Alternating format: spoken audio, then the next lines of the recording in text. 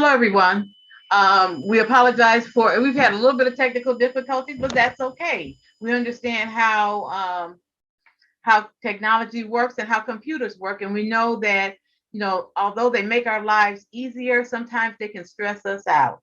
Yes. So it's been one of those days, but, we feel like we've got to win. When we finally, everybody got on, I felt like Rocky in the movie, climbing up the top of those stairs. So on the screen, and well, not on the screen, well, on this webinar, this is our second political action webinar.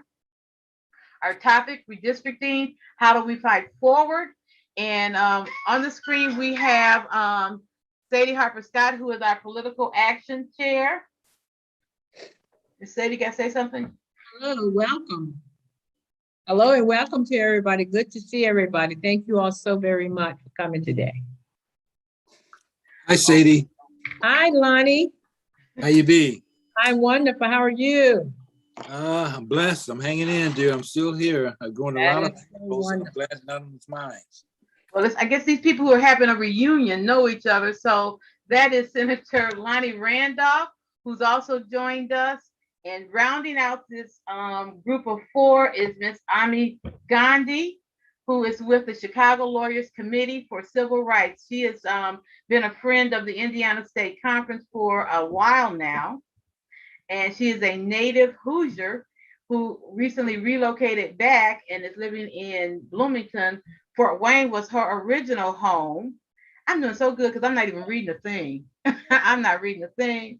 And so she relocated here from Chicago. So Ami, you want to say anything, add anything to what? Good afternoon, everyone. Thank you so much for the opportunity to join you all.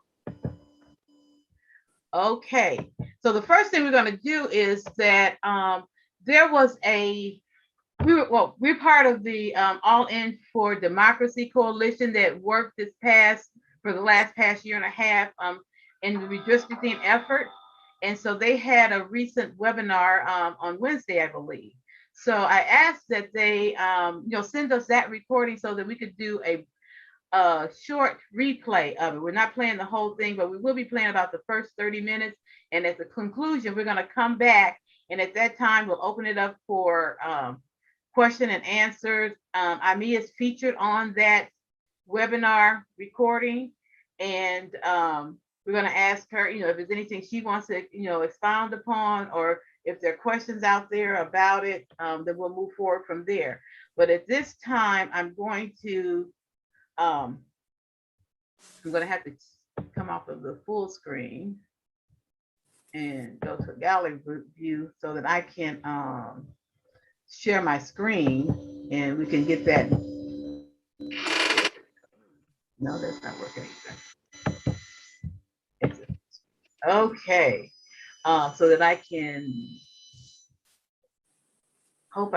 I'm not in share screen mode yet, am I? No, ma'am. So at the bottom. No, ma'am, we don't see it. How's that? No, not yet. Did you click that green arrow at the bottom of your screen? Well, I did that at first, and after it didn't, then I went to the more, and it brought up a lot of my documents that I'm looking at. So, I know what it said. I think I need to say hit share. Okay. Yes, ma'am. Okay. And I need to go to that one. Look at me.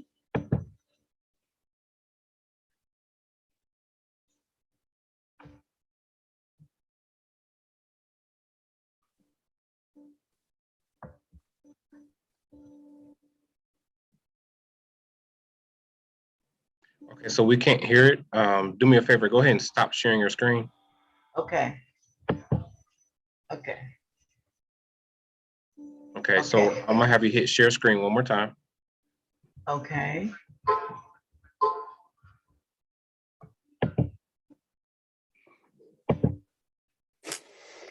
Okay, then once you have it selected, at the bottom of that window, there's going to be something that says a little box that you can check where it says share sound. Check that box for me, please. Okay, I see what you're saying. I see where it is. She's giving preliminary remarks, so it's okay. So I'm going to jump into it here pretty quickly. We can hear it.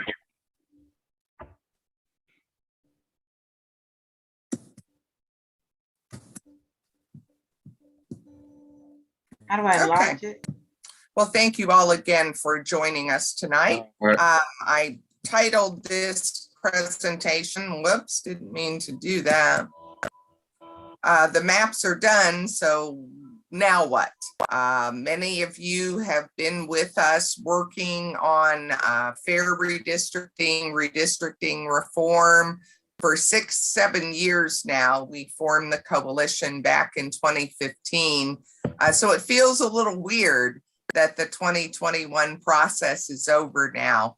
So I know it took me about a week or two to decompress, but we wanted certainly before the legislative session starts in 2022 to get our activists back together to talk a little bit about what we've been through and what is still ahead for us.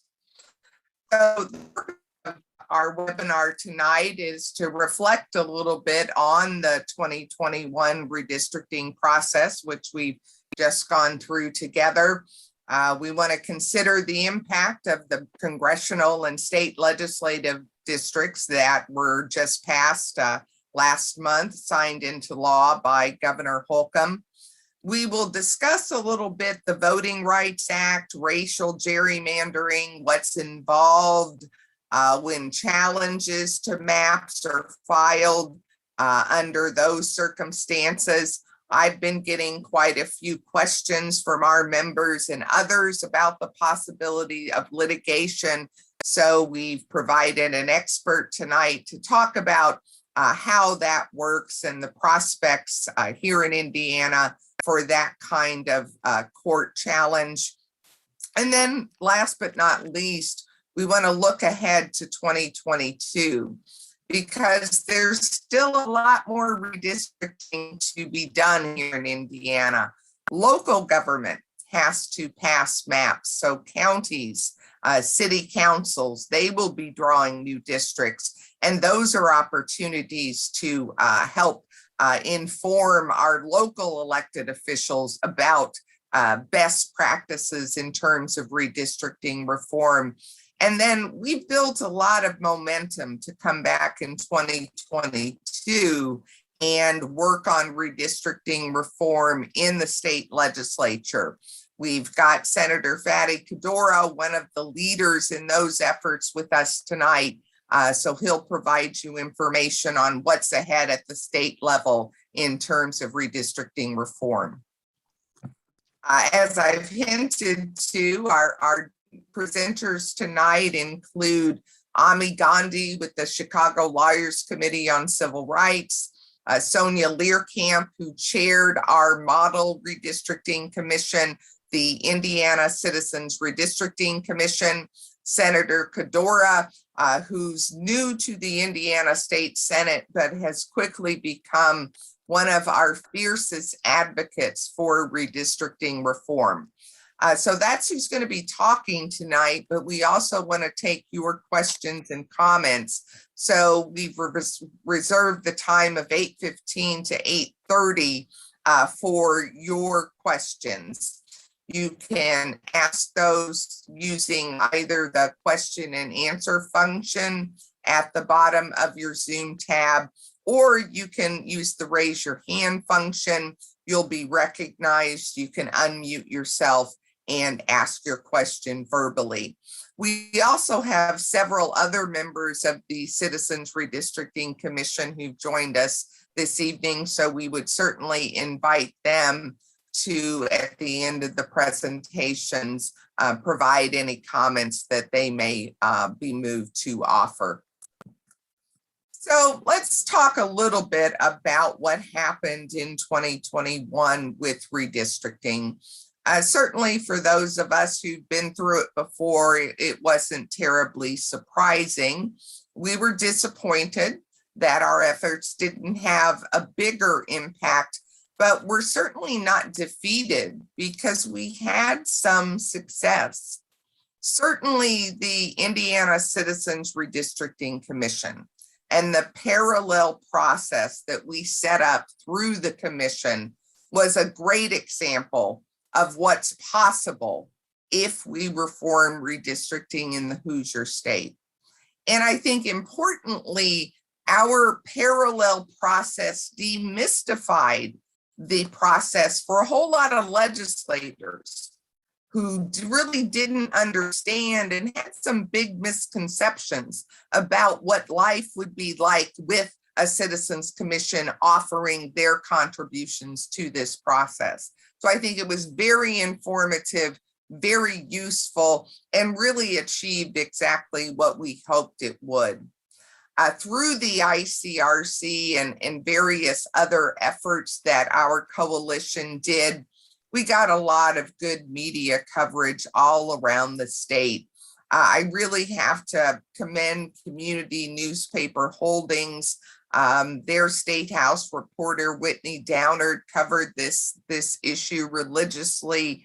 And that meant that these stories got out to small towns across Indiana, rural areas where it's really important that the redistricting reform message be heard. So we generated tons of media coverage, and many of you wrote op-eds or letters to the editor that were published at the local level. That was incredibly helpful. So we really thank you for all your work there. You know, we held webinar after webinar, public hearing, virtual hearing after virtual hearing, and all of that work paid off.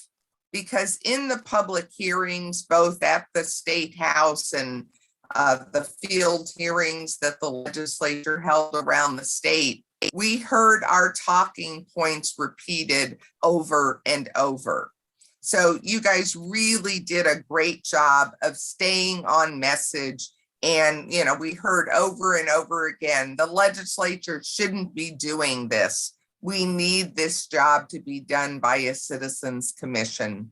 So it was really gratifying to see that work pay off after, you know, so many months of repeating ourselves over and over again. It was great. If you attended any of the field hearings around the state, you know that it was standing room only. And I can tell you that legislators have never faced those kinds of crowds before when the topic was redistricting. So we really did, again, some great work there. And, you know, we can look at the micro level and see that the public testimony that was generated from our hearings that we included in the report to the legislature that the Citizens Commission delivered, the legislature acted on that. Monroe County, so many people divided about that county being chopped up into 5 different House districts. Well, it's now down to 4. Greencastle, we heard testimony about that small town being divided down the middle into 2 different state Senate districts. That was corrected. Cambridge Square Apartments in Fort Wayne, where we heard testimony about how illogically it had been divided previously into 4 different legislative districts. It's now down to 1. So certainly our process helped elevate the voices of citizens like never before. So that's absolutely something that we should be proud of. Now let's talk a little bit about these maps. Again, it's not surprising that we ended up that maps drawn by a supermajority are going to benefit that supermajority. Now, certainly the demographic and population changes that have occurred in Indiana created some interesting circumstances. You know, there's a new legislative district in the Indianapolis area, an open seat down in Bloomington. So sometimes, you know, you're stuck. There's only so many ways you can draw the lines. And so we're going to see some interesting races next year because of the new maps. But overall, it's kind of same old, same old.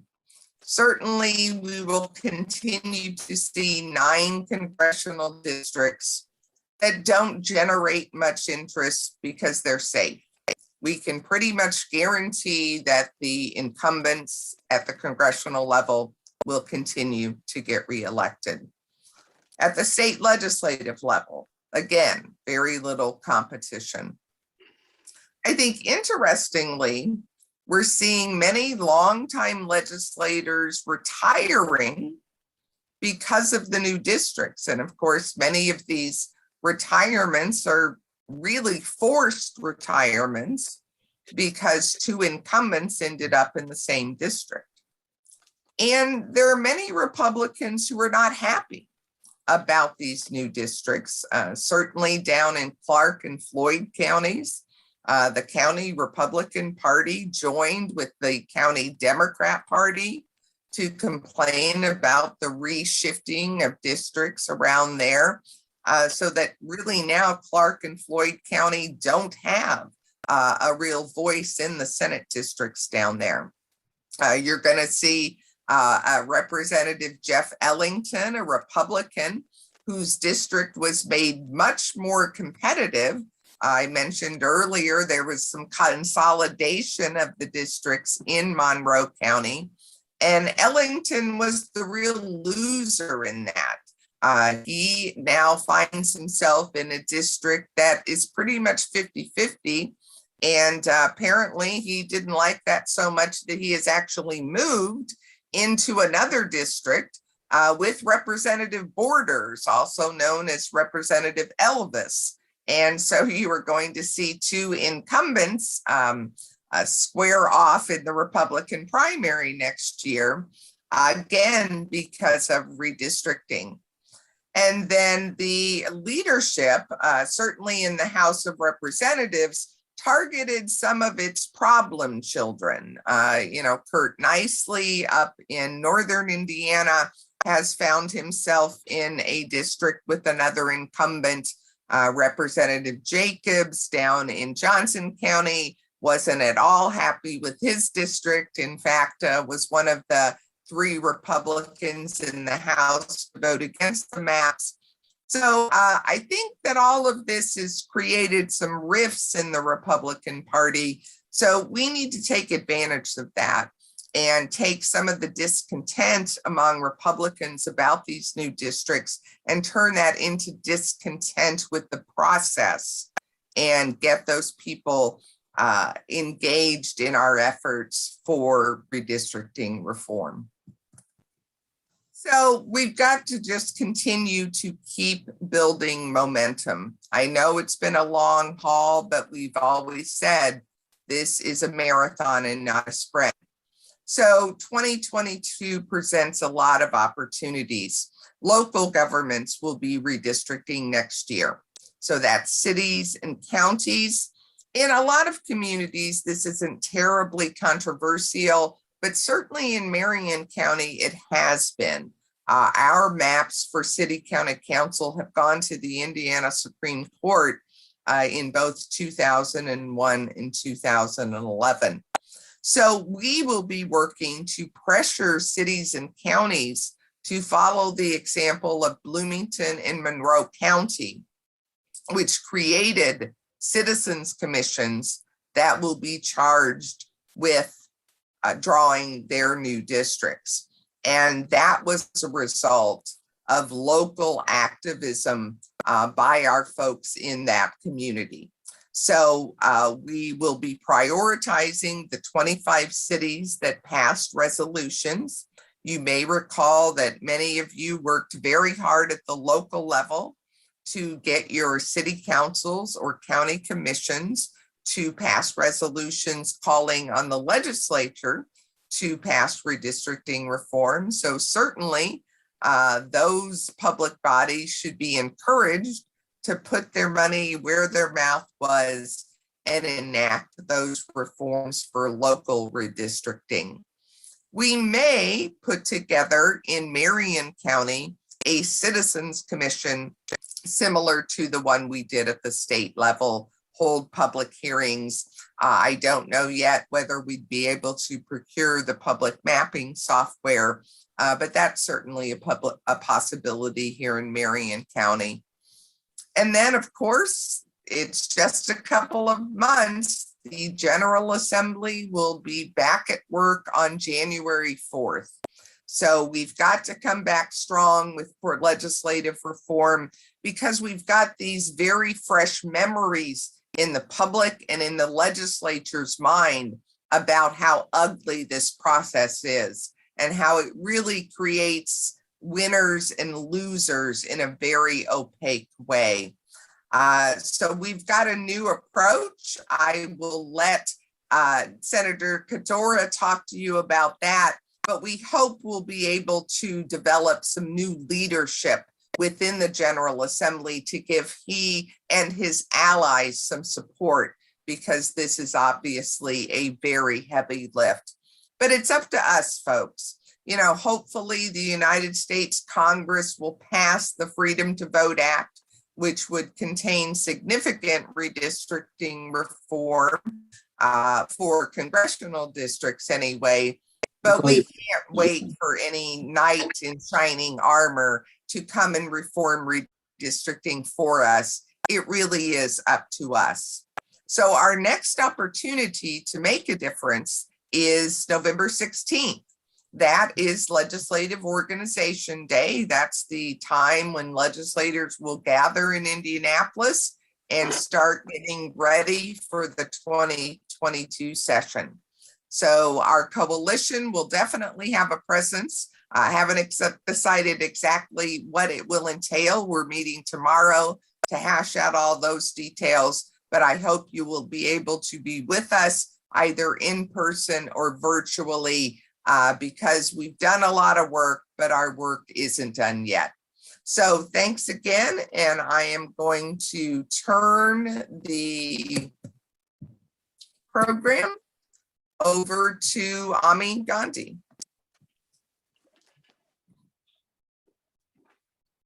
Thank you, Julia. Thank you for your leadership and for the opportunity to share some of my thoughts this evening about racial gerrymandering in the Voting Rights Act.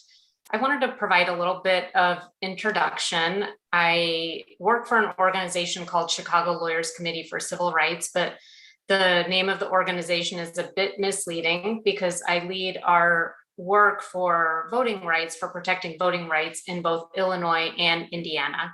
And I myself am an Indiana resident. I live in Monroe County. I was born and raised in Fort Wayne, and really glad for the privilege to get to move back to Indiana earlier this year and work more squarely on Indiana issues now that I'm back in my home state. To begin with, I wanted to mention that you'll hear me in talking about federal voting rights protections, you'll hear me use the term minorities from time to time. It's an outdated term. I wouldn't normally use that. It doesn't even really make sense in some of our neighborhoods and communities where people of color are not necessarily the numerical minority anymore. But I use that term because it's a word used in the language of the law and is part of the legal infrastructure that relates to civil rights and voting rights. And moving on to the next slide, you'll hear me speaking about the Voting Rights Act of 1965, a really landmark protection that passed in our country's history to protect the voting rights of all American citizens, regardless of race, ensuring that our representatives reflect the racial and ethnic diversity in the United States, and ensuring the fairness and non-discrimination of voting processes. Some of these standards are more aspirational than the reality, unfortunately, but there's no doubt that the Voting Rights Act has made a significant impact, both then and now. And for example, back when it was passed, the thought was to try to bring about a change to overcome legal barriers at the state and local levels that prevented Black citizens and other community members of color from exercising their right to vote, seat tests, poll taxes, or discriminatory application of voter registration rules. When it comes to redistricting in particular, Section 2 of the Voting Rights Act is especially important because it protects the ability of communities of color to elect the candidates of their choice. And it says that district lines at any level of government cannot be drawn in such a manner to improperly dilute minorities' voting power. And it protects community members from discrimination based on race, color, or membership in a language minority group. Now, in this particular presentation, I'm going to keep it brief and I won't be talking about what the cracking and packing looked like in the Indiana state lines passed this year in particular. Just know that we are available as Chicago Lawyers Committee for Civil Rights, and I am available, and we do get brought on frequently by community organizations who especially work with people of color to take a look at some specific lines, some specific local dynamics and demographic information so that we can weigh in further about our legal impression about the fairness of those lines. And we are a nonpartisan organization, and we have been of service to a lot of community groups focusing on people of color. A few key terms to keep in mind when it comes to gerrymandering and legal protections. I know, no doubt, have learned a lot about the threats of partisan gerrymandering from experts like Julia and other activists in our state. And you've probably talked about in previous programs how there has really been a weakening of the legal mechanisms to challenge partisan gerrymandering or to challenge politicians' ability to game the redistricting system for their own benefit or for their own incumbency protection or partisan protection. It's also important to keep in mind the perpetuation of racial gerrymandering in our society and in our very state. And what I mean by that is what happens when districts are drawn in a way to dilute the voting power of racial minorities or of communities of color. When you hear about a term called racially polarized voting, I'm referring to one of the necessary elements that has to be proven in order to have a viable case in a court under the Voting Rights Act when it comes to race and redistricting. So to successfully prove racial gerrymandering in court, one has to show the existence of racially polarized voting, usually through statistical analysis and expert analysis. There are a couple different general situations when courts would step in. When the gerrymandering was so egregious that a court would step in to force a state legislature or another line drawing body to change the lines that they drew and that they finalized. And just at a very zoomed out level, I'm oversimplifying, but a couple situations when courts would step in and have the power to step in would be when a redistricting plan intentionally discriminates on the basis of race, or when the redistricting plan that was passed has the effect of discriminating on the basis of race. The intentional discrimination cases, they're not a total vestige of the past. They do still get brought from time to time, but it's important to keep in mind that having that direct evidence of racial intent is going to be rare.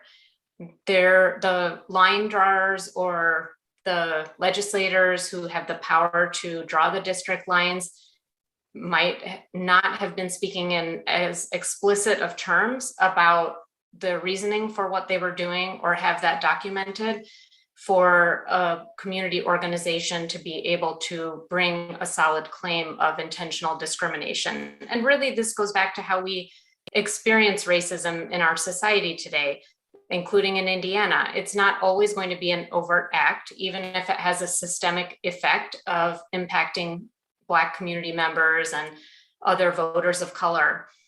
It could take a lot to be able to show a case of intentional discrimination on the basis of race when it comes to redistricting. But there are instances based on the sorts of racist events that might happen in a geographic area or other local context and historical background that may establish such a case. What's more common to see in the courts, going to the next slide, what's more common to see in the courts after redistricting plans are passed is challenges based on the effect of discriminating on the basis of race. And that would be a claim typically under Section 2 of the Federal Voting Rights Act. And I want to share a little bit about what it looks like to lay out all of the required legal factors in the context of a viable complaint under Section 2 of the Federal Voting Rights Act. So the first thing that lawyers would do when trying to put together such a case at the request of a client would be to look at whether what's called the jingles factors are met. And these are factors set forth in previous case law by the United States Supreme Court. And there are 3 jingles factors. The first one that has to be shown is that the minority group in question is sufficiently large to constitute the majority of a district. So in other words, could a district have been drawn that had majority people in that specific racial minority group? That's the first thing that has to be shown. If not, if it's a smaller community, for example, I am from the Asian American community, I'm Indian American. In many parts of the country, my racial group is small enough such that we couldn't necessarily bring a viable claim showing that we could constitute the majority of a political district. It depends on the state, it depends on the specific region. In addition to having to show that the minority group in question is sufficiently large to constitute the majority of a district, the next factor that has to be shown is that the voters in that racial minority group tend to vote together for the same candidates, that they're politically cohesive, that they tend to vote together. And then the third jingles factor is something that consumes the attention of a lot of voting rights attorneys like myself, not the easiest thing to show. And the third factor requires that white voters tend to vote against the minority group's preferences. That white voters in that geographic area vote in a way to defeat the candidate of choice of, Black voters, for example. So again, this racially polarized voting requirement shows up and has to be shown through statistical analysis and often expert analysis. Only if those basic factors are met does a court start also evaluating what's called the totality of the circumstances, looking at the history of discrimination in that area, trying to get a local flavor of the dynamics of what are some of the lived experiences of people of color and of people who have faced discrimination themselves in their lives. Racial appeals, or in other words, racist rhetoric in elections in the challenged jurisdiction is another matter that the court would look at under the totality of the circumstances. And responsiveness or lack of responsiveness of elected officials to the needs and interests of that community of color. And so I listed a whole bunch of things for you. And what I'm trying to say is that it's not an easy process to challenge redistricting when it comes to race and redistricting. There are a lot of redistricting plans that are harmful to communities of color, that disenfranchise our communities, and that are unfair, but that might not rise to the level of being illegal. And last but not least, I wanted to give you a very recent update. And we can go to the last slide where you can see my contact information as well. I wanted to share with you that our organization recently, just in the past couple of weeks, filed suit against the Illinois legislature under a Section 2 Voting Rights Act claim. And our clients in that matter are the Illinois State Conference of the NAACP, the East St. Louis branch of the NAACP, and a multiracial organization called United Congress of Community and Religious Organizations that works towards Black and Brown community empowerment in Illinois. And our case sets forth our concern that the voting rights of Black community members were diluted in the East St. Louis area, which is the area on the outskirts of St. Louis, but on the Illinois side of the state border. And we allege that this happened through the state redistricting process that occurred earlier this year. And I want to share with you that we filed this case after months of a client-driven process where community members who are directly affected by this vote dilution, by this disenfranchisement, really did a lot of investigation within their communities, a lot of soul searching about, is litigation the right option for us? And when they concluded that it was, when they concluded that they had a solid case, that they wanted to move forward in this way against, their elected officials who drew the lines, then we decided to go for it. It's been taking a significant amount of resources, probably as you can imagine. Our legal team is our organization, which is Chicago Lawyers Committee for Civil Rights, and we're co-counseling with the National Lawyers Committee for Civil Rights and a large law firm who is providing pro bono services. So it's a significant expenditure of time and resources, and it's a big time crunch. These redistricting cases move extremely rapidly because any state who gets challenged under a case like this is going to say, look, we need to have our lines completely finalized and any challenges resolved before the time of the next primary election or the next election, because candidates and voters need to know for sure what are the district lines going to be. And so I'm not trying to give a terrible sales pitch for redistricting litigation, but just it's really important for community members who are most directly affected by disenfranchisement to go into it with their eyes open and be fully informed about the repercussions and the implications of filing such a suit. And thank you so much for the chance to share my thoughts with you this evening. Thanks, Ami, for that presentation and for all the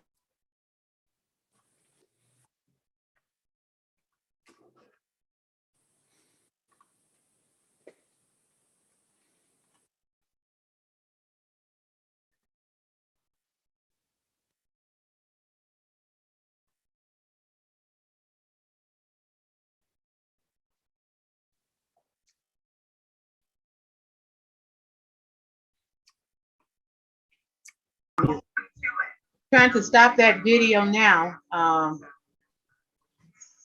So I'm not sure what I need to do for.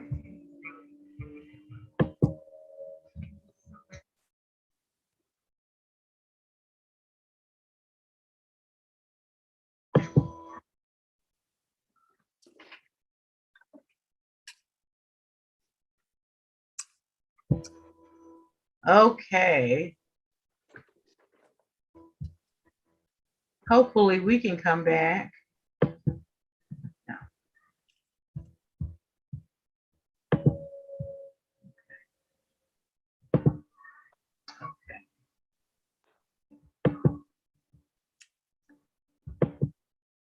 Okay.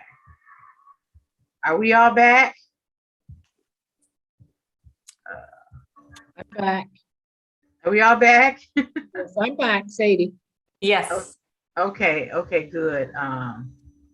Yeah, that's great. Okay, I'm trying to get back to, because I'm still looking at that other screen. I'm trying to get out of that. Are you still seeing my screen? No, it looks good. I Doesn't see good? the other speakers.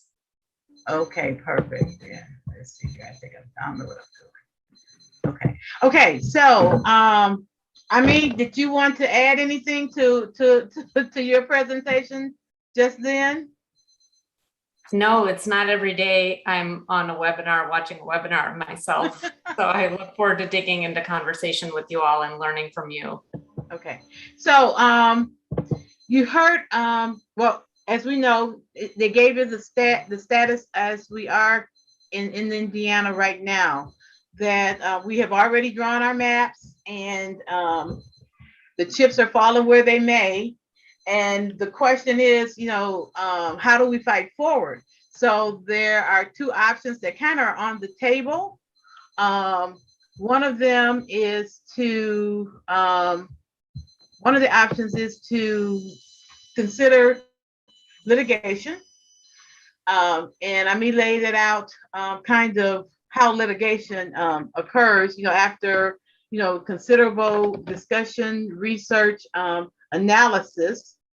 And then the other option is to work and continue the effort of reforming the state legislature through bills, which is certainly Senator Randolph's area.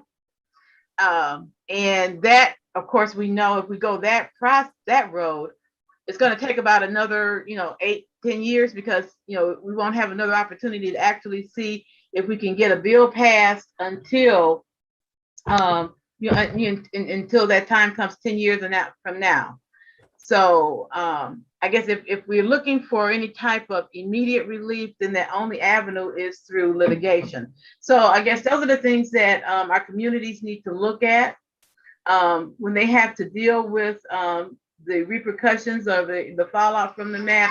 I look specifically at Fort Wayne. And Fort Wayne was divided into 4 districts. The city of Fort Wayne was divided into 4 districts. So, you can imagine, what they're feeling and how it's affecting them. Senator Randolph, can you hear me? Yes, I can hear you, Barb. Okay, so has there been any discussion with some of your colleagues as to how they think Indiana needs to move forward, given the maps that we have adopted, that the state has adopted? Barb, I've got my personal thoughts concerning everything, and I'm at the point now where we've got to take action. You see 2 options: litigation, continued legislative reform. Screw legislative reform. You've got a majority Republicans, and they're not going to move. Now you got another decade to wait for that. So that's not going to happen. I think we should be focusing on litigation. I say sue them. Start suing. It's like the squeaky wheel. If it squeaks loud enough, it should get some grease. We don't squeak at all. It's time for us to start squeaking, okay? And I was particularly pleased that our men would talk about the litigation in Illinois. That's what has to happen in Indiana. They keep knocking us side the head, and we've been keeping it and accepting that for so long. Now all of a sudden, one day they walk in and they knock us out the head, and they look at us like we're crazy. Aren't you used to us knocking us out the head? So why are you acting out? We have to start acting up a little bit more often, okay? And litigation is the answer. Now, the response I got in our caucus when we had a caucus about this issue was that it's difficult to file suit and the cost factor. And I said, everything that you want to do when you're behind is difficult, but you got to start somewhere. My motto when I was campaigning was a long journey starts with the first step. Well, we got to take that first step. And I say litigation. When they see that we're not going to take it lying down, we're going to take some action, then we might get some response in a positive nature. Okay, because they're going to react to litigation. If we don't do any litigation, they're not going to react to anything. They continue to do what they've been doing all along, kicking us in the butt. And I'm sorry for speaking so candid, but that's what it is. So litigation. We're going to have to start thinking that way and actually doing it. And I'm sick of talking about it. I said in the caucus, I'll file the lawsuit. We'll worry about the money later on. Okay. But I mean, I get upset about this stuff because it pisses me off, excuse my language, because I'm the thing is conduct is worth 1,000 words. You can say and tell me what you think and what you believe 1,000 times, but if you don't do anything toward that belief, then it tells me that you only sugarcoat it. You only snowblow to me. I don't want to hear that crap. You tell me one thing, show me by doing it. Show me by conduct. And it's time for us to start showing instead of talking about it, okay? And that's my position. Let's sue them. Sadie, you're unmuted. Go ahead. Senator Randolph, you said you can file it. What do you need from the people on this conference today to get that started? All I need is for the people to say, we're behind you, Mr. Randolph. These are the people that's going to support you. Here's the money. Here's our business. Here's the legal team. File a damn lawsuit. Okay, what does the money look like? When you say the money, the cost? I don't know. I don't know what the cost is, but it only costs like a couple $100 just to file a lawsuit. I got $200. Let's do it. Yep, that's a start. I'll head where are y'all? Bring you my check. We started. I mean, this is where the conversation start action. Let's Yeah. get it done. Yeah. So you'll be the one that will spearhead the filing of it? I mean, I'd be happy to file it. So I mean, and I are kind of smiling, and I'm surprised that Senator Randolph isn't smiling too, because he is an attorney as well, and he knows that it takes a little bit more than getting the filing fee together. I think he knows that. So Yeah. I guess the thing is that I'm asking of you, Ami, is what are some of the factors that go into the decision-making process to evaluate whether or not litigation is feasible? You know, you can want to do it, but sometimes it's just not feasible. So what are those factors? One piece that's really important that I've worked on redistricting advocacy for over 10 years, but I am starting to get more experience with redistricting litigation in particular. And one of the things I've learned from people who are seasoned in it and have been working in the courts trying to make change for decades is how important that element of racially polarized voting is to show in a case like this.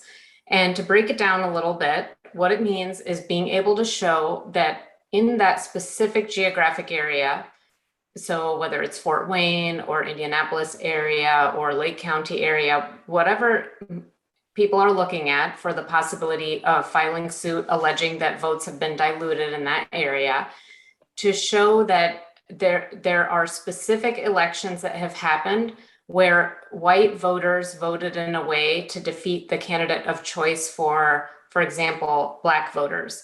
And being able to name those specific elections, it might mean that a Black community member ran and lost.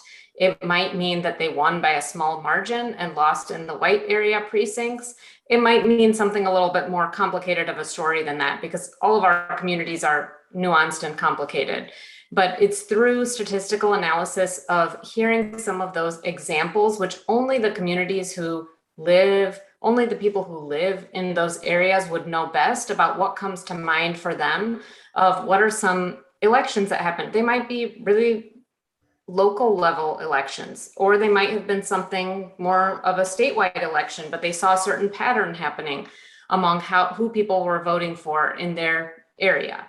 And so those are some of the ideas that community members directly affected by the disenfranchisement would need to raise, bring to the attention of attorneys, statisticians, so that folks like us could look it over and say, is there a viable chance of showing this required element of racially polarized voting? And there are a lot of organized efforts out there to claim that we're past racism, to claim that we're past racially polarized voting. I don't buy all of that. I think it's worth looking beneath the surface and really seeing what we can uncover as community members together to raise up those examples. If our instinct tells us we're not totally past racism, if our instinct tells us there are elections where the way things played out, white voters did vote in a way to defeat the candidate of choice of Black voters, then we have to take a closer look at that. And then when there is some more traction around that sort of element, that sort of story, that's when some doors start to open in terms of the legal planning. That's when pro bono law firms like the organization where I work, Chicago Lawyers Committee for Civil Rights, or National Lawyers Committee for Civil Rights, as well as the major private law firms could be interested in coming on as pro bono counsel. And so that's when things start to change, is when community members themselves raise these issues through the NAACP or through other esteemed nonpartisan civic organizations. I mean, can we talk for a second in terms of what's the name of the Chicago group that you're with? Chicago Lawyers Committee for Civil Lawyers Committee on Civil, Lawyers Committee on Civil Rights. Do their jurisdiction or their defined obligation that they've committed to, does that include any state like Indiana? Yes, Illinois and Indiana. Okay, so Indiana as well. Yeah, so is it possible where we can get together with your group there and consider litigation in Indiana? And I say that for a couple of reasons, because you had mentioned something in terms of, I guess, disparity effect in terms of what it have on minorities. But also, I would think that that theory could apply to the disparity and effect it have on Democrats. For example, in Lafayette, Tippecanoe County, you've got a large congregation of African Americans and Democrats within the city. The redrawing of the new maps divides West and East Lafayette in two and adds some rural districts within those cities, and it dilutes the Democratic vote that's particularly in West Lafayette, okay? And also that has the dual effect of eliminating the African-American vote in that area. When you go to Evansville, down in, what is that county down there in Evansville? Vanderbilt. Vanderbilt County. You got a large congregation of African-Americans within the city. Now, all of a sudden, the new maps have divvied that city part up to the point where it added in some rural districts, and the rural districts are Republican districts, which dilutes the Democratic vote that's coming out of Evansville. When you go to Allen County, when you're Fort Wayne, in Fort Wayne, you've got a county that's a Republican county, but the city is Democrat. You've got a Democratic mayor there in Fort Wayne, but beyond that, you've got Republicans. Those 4 districts that draws a map through that city, it dilutes the Black votes, which is majority of that's within that area, as well as the Democratic votes, which means, and it added on some rural districts in those areas, and the rural districts in Allen County are mostly Republicans, but it's diluting the Democratic vote and it's diluting the Black vote there, okay? And in Indianapolis, what they've been doing, they've been trying like heck to scratch Indianapolis because they've added on some additional rural areas that touching on the outskirts of Indianapolis. So what it does is it increases the chances of Republicans maintaining their seat without having any competition at all, okay? They've got a new district that they drew there in Indianapolis, and I don't know whether or not Democrats have an opportunity to capture a position for the Democratic Party in that new district or not. I don't know. They've been trying to get in Lake County for years now. They've got a couple of South counties in Lakes, a couple of districts in the state representative district in South County, but they've been trying to get in the North County. So they've created a new district in North County now in the western part of the county where it used to be Frank Mervyn as a Democrat. He was in the first district, and his district included Hammond. It included part of Maryville. It also included Griffith, Highland area. Right? So now they've eliminated that, created a new district, put him in my district, which is District 2. And in District 1 now, they've moved further south. It's Hammond is out of it now. So it's in Griffith, it's Highland, it's St. John, it's Dyer. This is all supposedly going further south in terms of Republican district. And it's going to be open. Would increase the opportunity for Republican to win. They did that purposely. Whereas previously it's been consistently a Democrat district. Now there's a chance for a Republican to win it, okay? And I'm talking too long now, but my point is there a possibility where we can get the Lawyers Committee for Civil Rights to come in Indiana and look at some specific areas? And I'm suggesting that we look specifically at Allen County, we look specifically at the Vanderbilt County, and we look specifically at Lafayette, because I think the facts are there to prove a case concerning those particular areas. And I'd like to be able to start something. So, and I'd be happy, man, to work with you in terms of the litigation for that purpose. Whatever role you like me to play, I would be happy to play it, okay? So first of all, I want to say thank you for educating me, because it's really helpful to hear this rich information about different communities, some that I have familiarity with and family in some of these places, some that I'm new to learning about, particularly with regard to the experiences of the Black community. I want to reiterate that under the legal protections, just generally speaking, there is more of a chance for legal claims based on race and redistricting as opposed to party and redistricting. As frustrating as that is to some folks, I think particularly in Indiana, we see it's intertwined. It's not, you can't totally keep it separate in terms of people's life experience and voters' experience, but under the law, there is more of a path forward under the current law when we're talking about potential dilution of votes based on the racial identity as compared to the party identity of voters. And then the last thing I want to say is that as a nonpartisan legal organization, we're first and foremost led by our clients. I know this is not news to any of my esteemed fellow speakers in this panel, but we go by what our clients tell us. And typically our clients are nonpartisan civic organizations who focus on people of color. So if a certain path is what they want to take, then we look into gaining resources so that we could make it happen. And we're obviously a pro bono law firm. But it is really up to, in our eyes, the nonpartisan civic organizations such as NAACP and others to make these kind of calls. And then that drives us as far as what legal work we can provide, but definitely happy to stay connected on this issue because it sounds like it's of utmost importance to Black voters and other voters of color in Indiana. Yeah, and I'd like to stay in touch with you directly and I really want to try to get something done in Indiana because we haven't been done nothing, not a damn thing. And I want to do something, okay?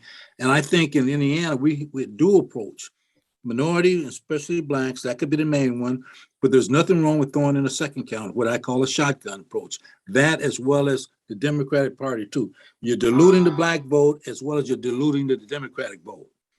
Black could be number one, Democrat could be number two. But anyway, that's a shotgun approach. Shoot them both.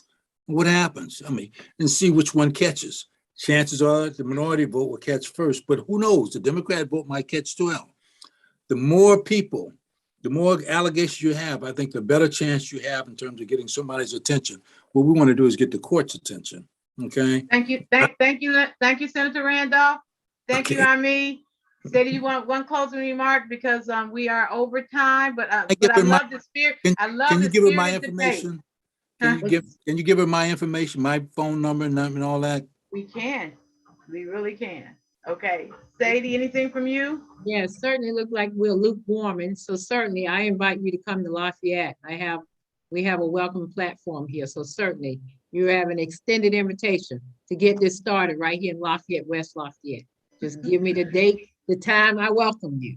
And you're putting up the filing fee, right? I'm putting up the filing already. It's ready. And if you come through Lafayette before tomorrow, I'll meet you. Okay, thank you all. Thank you so much for joining this this webinar and for presenting and sharing both views. I did have not a question in the Facebook Live, but just the comments that from a delegate who said that she did everything. She went to the hearings. She put out yard signs. She testified. And she thanks us. She thanks everybody for their advocacy. So, so people are working, and that came out of Fort Wayne. Okay, so without anything else, I thank you all, and we're going to close this one out because we have others coming on along. Thank you again. Bye-bye. Thank you.